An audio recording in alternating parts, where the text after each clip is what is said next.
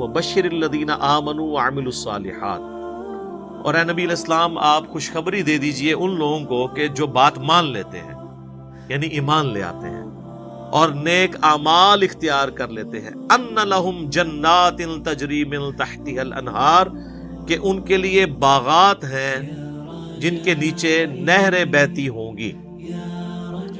کلما رزقوا، جب کبھی بھی انہیں رزق دیا جائے گا اس جنت میں، منہا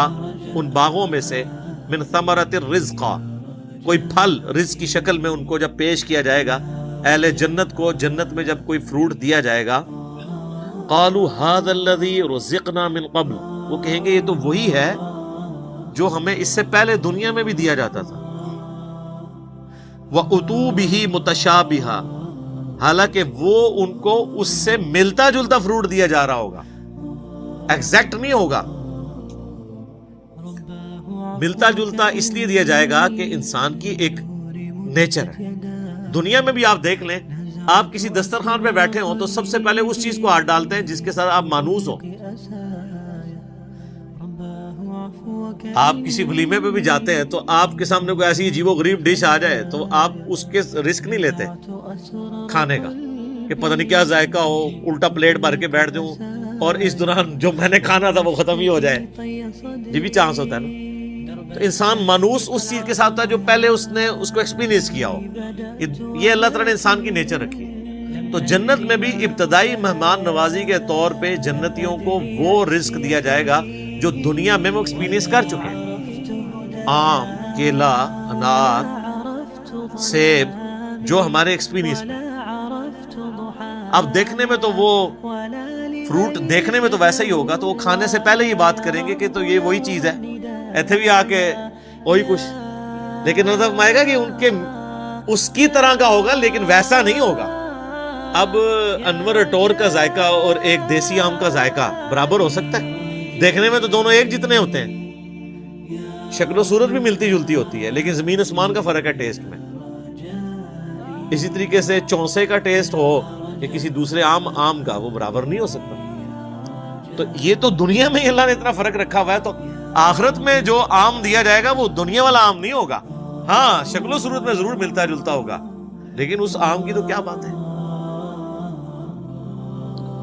اللہ تعالیٰ جنت میں ہمیں اپنے محبوب صلی اللہ علیہ وآلہ وسلم کا پڑوس نصیب فرمائے، آمین۔ وَلَهُمْ فِيهَا أَزْوَاجٌ مُطَهَّرَةٌ، اور وہاں پہ ہوں گی ان کے لیے پاکیزہ بیویاں۔ پاکیزہ بیویاں دنیا کی بیویاں بھی اور جنتی حوریں بھی، وہ آگے چل کے ذکر آ جائے گا اس حوالے سے۔ اچھا، جنت میں جتنی بھی نعمتیں ہیں نا، ان میں جو یعنی ڈومیننٹ نعمتیں ہیں، ان کا کچھ نہ کچھ حصہ اللہ نے دنیا میں اس حوالے سے رکھا ہے کہ انسان اس نعمت کو ایکسپیرینس کر سکے، لیکن اس زمین آسمان کا فرق ہے، لیکن کسی درجے میں ایکسپیرینس کروایا گیا، اور ایکسپیرینس کروایا گیا ہے تو تبھی ان چیزوں میں اٹریکشن ہے، اگر اٹریکشن نہیں ہوگی تو اس کے لیے تگ و دو کون کرے گا۔ تو اسی طریقے سے یعنی جو ایک اللہ تعالیٰ نے سیکس کا جذبہ رکھا ہے انسان کے اندر، اس کا ایکسپیرینس دنیا میں کسی فارم میں کروایا تبھی جنت کی حوروں کا لالچ دیا جا سکتا ہے۔ اور اسی طریقے سے جو فروٹ ہے اس کا ذائقہ دنیا میں رکھا ہے، جبھی جنت کی فروٹ کا آپ کو لالچ دیا جا سکتا ہے۔ باقی تو بخاری مسلم میں حدیث ہے کہ اللہ تعالیٰ نے جنت میں وہ نعمتیں تیار کر رکھی ہیں جو نہ کسی آنکھ نے دیکھی، نہ کسی کان نے سنی، نہ کبھی کسی کے دل پہ بھی اس کا گمان ہوا، وہ تو ان امیجنیبل۔ یہ صرف متشابہات ہیں، چیزیں ملتی جلتی چیزیں دنیا میں، صرف بات سمجھانے کے لیے۔ اور دنیا کی نعمتیں تو فنا ہونے والی ہیں، لیکن ان نعمتوں کے ساتھ آ رہا ہے وَهُمْ فِيهَا خَالِدُونَ، وہ رہیں گے ہمیشہ ہمیشہ اس کے اندر، نہ ختم ہونے والی نعمتیں۔ اچھا، دنیا میں کوئی بڑے سے بڑی بھی نعمت ہے نا، وہ اچھی انسان کو لگتی ہے، لیکن جیسے ہی اس کے چھوٹ جانے کا خیال آتا ہے تو دل کے اوپر غم کا غلبہ ہو جاتا ہے، اور جنت میں غم نہیں ہے، اس لیے جنت میں ہمیشہ کی نعمت ہے۔ صحیح مسلم میں ایک حدیث ہے کہ جب جنتی جنت میں داخل ہونے لگیں گے تو ان کو ایک ندا کی جائے گی، جاتے ہی خوشخبری ملے گی، تمہارے لیے مبارک ہے، آج کے بعد تمہیں کبھی موت نہیں آئے گی، تم ہمیشہ زندہ رہو گے۔ آج کے بعد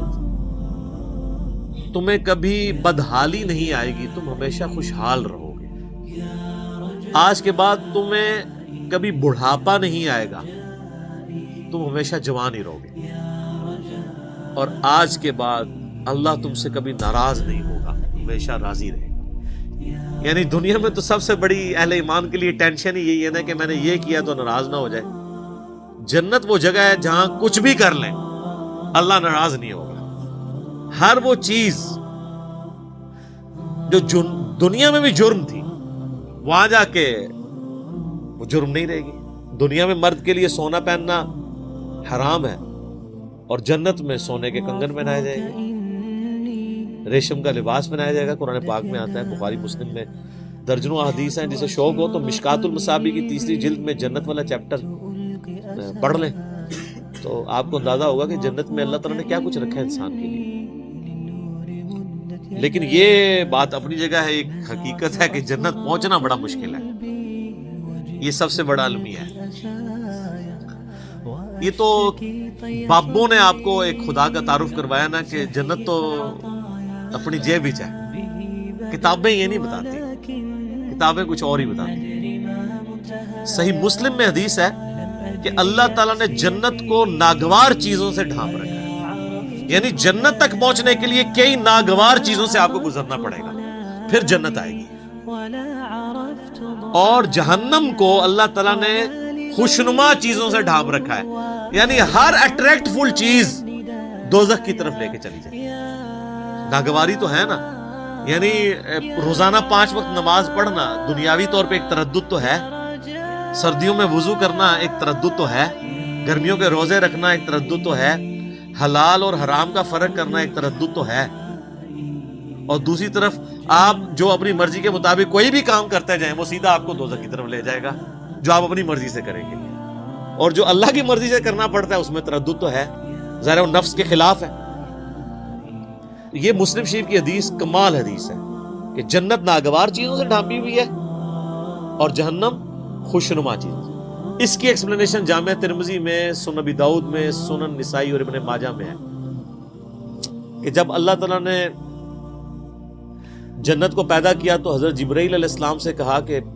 جائیں جنت کو جا کے وزٹ کریں کہ میں نے کیسی رہنے کی جگہ بنائی ہے۔ جب حضرت جبرائیل علیہ السلام جنت گئے اور اس کی خوبصورتی دیکھی تو اللہ تعالیٰ نے کہا کہ جبرائیل کیسا پایا جنت کو؟ انہوں نے کہا اللہ تیری عزت کی قسم کوئی بندہ ایسا نہیں ہوگا جو اس میں جانے کے لیے جان دھڑ کی بازی نہ لگا دے، کیا زبردست جگہ تو نے بنائی ہے۔ اللہ نے فرمایا اچھا، اللہ تعالیٰ نے جنت کو ناگوار چیزوں سے ڈھانپ دیا، کہ مسلم شریف کی حدیث ہے،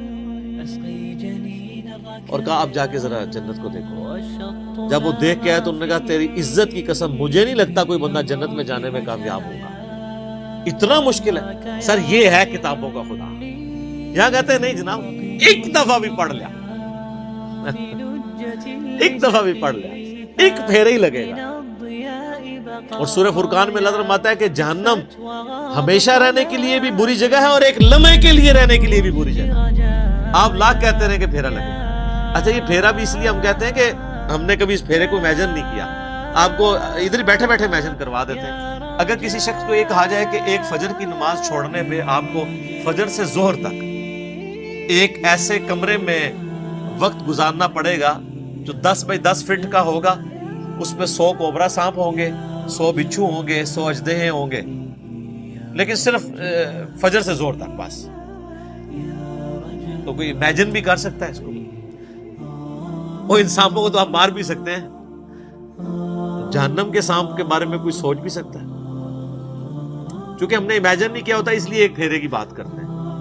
اور یہ تو بہت بڑی میں نے مثال دی ہے، اگر کسی شخص کو کہا جائے نا کہ فجر کی نماز چھوڑنے پہ فجر سے ظہر تک آپ کو صرف